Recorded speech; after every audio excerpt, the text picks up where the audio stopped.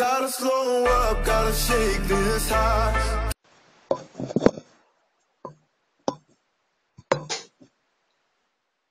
Γιώργο. Γονατίζω για τους θαυμαστές μου. Χειροκροτήματα. Οκ, λοιπόν. Με ρώτησε κάποιος φαν στο Facebook, στην ιστοσελίδα μου.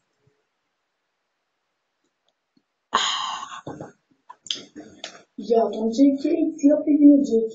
Οκ, λοιπόν. Επειδή ο JK ήταν διακοπές, ναι, ο JK κάνει διακοπές. Νομίζω κάτι άκουσα και τώρα λοιπόν ήρθε η ώρα να σας πει κάτι γενικά πώς πέρασε τις διακοπές του. Γεια σας παιδιά, είμαι ο JK. Λοιπόν, οι διακοπές μου πέρασα πολύ ωραία. Είδα 2 χαμόγελους στον δρόμο και τα χαλαπάκιασα έτσι για πλάκα. Λοιπόν, μετά στον δρόμο βρήκα κάτι άλλο που δεν πρέπει να μάθετε. Λοιπόν, έτσι είναι ο JK. Γι' αυτό όπου να είναι θα τελειώσω.